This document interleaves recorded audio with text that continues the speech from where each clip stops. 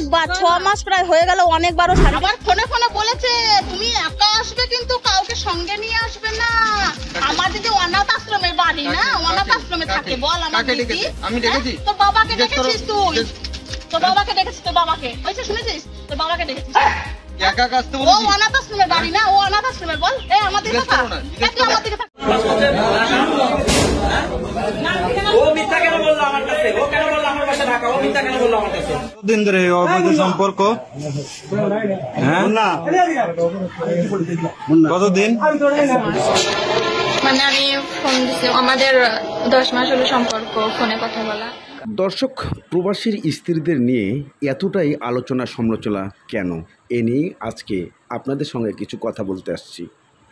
দর্শক, প্রথমেই হচ্ছে প্রবাসীর স্ত্রীরা একটাবারও চিন্তা করেন না তার স্বামী মাথার ঘাম পায়ের তলায় ফেলে তারা টাকা পাঠায় দেশের মাটিতে, আর তাদের বউরা ফুর্তি করে আবাসিক হোটেলে গিয়ে।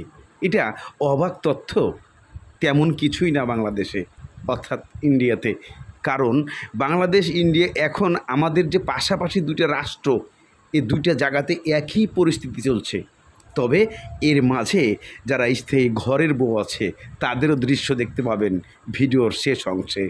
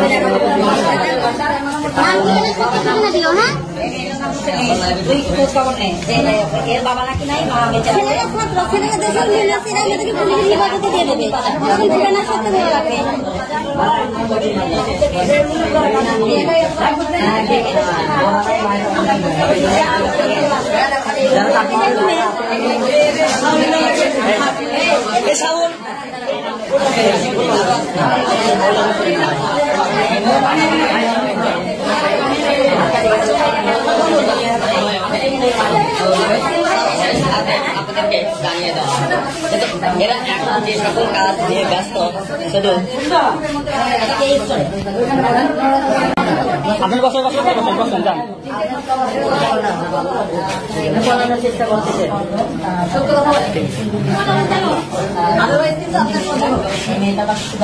এই মেয়েটার নাম কি বলা?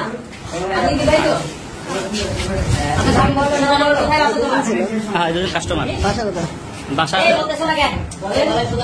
বাসা কোথায় আপনার? কোথায় বাসা? কেন আপনার হাজবেন্ডের নাম বলে সমস্যা কোথায়? বলেন না। কার হাজবেন্ড আছে? হাজবেন্ড আছে কার? বলেন। ওর হাজবেন্ড আছে? অবিবাহিত? বিবাহিত। বিবাহিত। স্বামী বলবেন।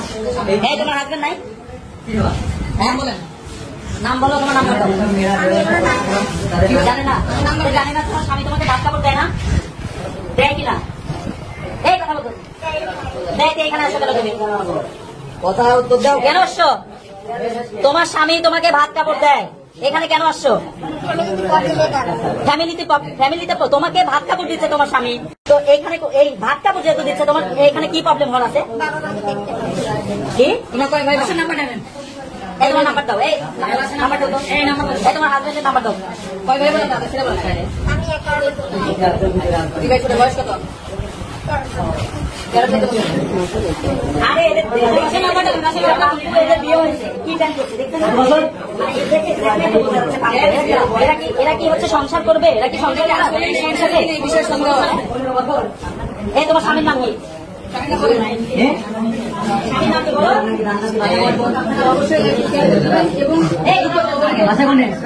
কেন বলতে পারবো না? স্বামীর নাম বলো। বলো কোথায় স্বামীর নাম বলতে হবে। বাসার কথা স্বামীর নাম বলো।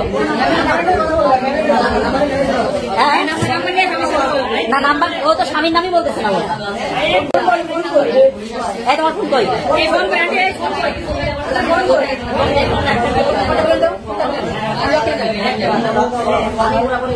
তোমার স্বামীর নাম কি বলো? কেন বলতে পারবে না? বেশি বেশি বেশি ইয়ে করলে কিন্তু কিছু বলছি না জন্য ইয়ে পাচ্ছ। তোমার স্বামীর নাম কি বলো?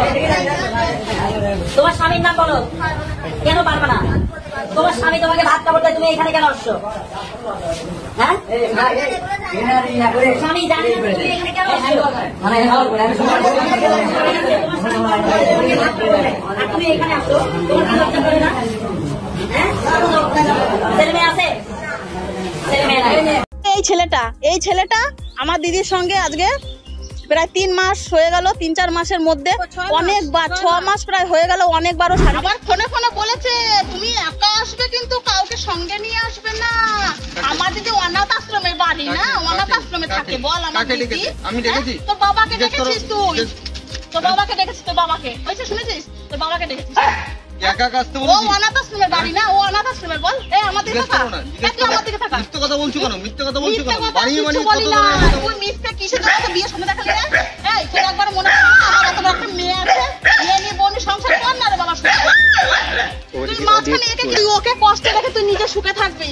তোর সুখে খাওয়ার ভাতে ছাই ঢালবো, ছাই। ছোট লোক থাকা খাবার না খাবার নিয়ে আসতে বলেছি, জিজ্ঞেস করো খাবার নিয়ে আসতে বলেছি। তুই বমি কর, তুই আমার সাথে কথা বল, তুই বমি কর তো রুকিয়া চিকেন বের কর। তুমি বলতে আমি টাইমে খাই না, টাইমে খাই না তো। তোমাকে বিয়ে করে নিয়ে যাবো মাথায় নুন রাখবে, তোমাকে আমার কাছে ফুল দিয়ে রাখবো, খাবে নুন না? তোমাকে আমার কাছে ওর মনে কি সেই বাংলাদেশের ঘটনার মতন করে দিস? ছোট লোক টাকা দেবো, দেখবি এ দেবো। হ্যাঁ 1 লাখ টাকা দোষ নিতে বলে এখানে। তুই কি ভেবেছিলি রে দেবিকার বোন দেবিকার মতো নেই চুপচাপ থাকবে? এই বাথরুমে যেতে, বাথরুমে এত বড় সাহস? তুমি এমন ভাবে আমায় বিশ্বাস তুই দিয়েছো, লেবার অন্ধ করে মিস্ত্রি রেখেছো, যারা তুমি ঠিক আমায় তাদের বিয়ে বউদের করবে। টপ টপ দেখে তুই ফাঁসাস না? তোমার সাথে তো লড়তে পারবে না তারা, তারা গরিব। তুমি কলকাতার ডন, তুমি আম্বানি। তুমি ওই যে বিড়ির ছাকাটা দেখা, এ বিড়ি বার কর, বলেছি যে তুমি আমাকে ধোকা দিচ্ছ না তো? ওই যে না না ওই বিড়ি বার কর। এই ওর বিড়ি আছে নাকি? বিড়ি বার করতে কত? ওরে ওই বুকের ধরাবো, ছাকাটা দিয়ে দাগ ছাকা দেবো। করেছে। আমি বলেছি যে আমি ছাকা দেবো? বিবাহিত, তুমি অবিবাহিত ছেলে, তোমার সাথে আমার সাথে সংসার তোর হয় ছেলে কোনোদিন? আছে, বলছে একটা হয়। একটা বউ রয়েছে, বাচ্চা আছে, তুই সেসব নিয়ে তো সংসার কর আরামসে, খাওয়া কাজ কর। হ্যাঁ তুই সেই ভোলা ভালা মেয়ে খুঁজে বার করিস না? হ্যাঁ রে ওদিকে তো আমিও ছিলাম রায়পুরে, আমার ভালো লাগে না তোর? আমার তোমার ভালো লাগে না? তুমি সাইড চড়াই খাও, তুমি বুঝতে পারে গেছো এই মেয়ে।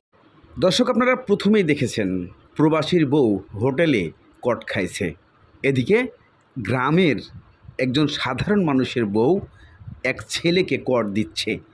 আসলে কতটা যুক্তি আর কতটা সিস্টেম এখানে বোঝানোর আছে, কারণ গ্রামের একজন সাধারণ মানুষের খেটে খাওয়া বউ কি বোন তারা কখনোই চান না তার সম্মান হারাক তার বাবার কি তার স্বামীর, কিন্তু একজন প্রবাসীর স্ত্রী তা কখনো কারো চিন্তা করেন না, কারণ তাদের কাছে তুলে দেওয়া হয় লাখ লাখ টাকা, আর এটাই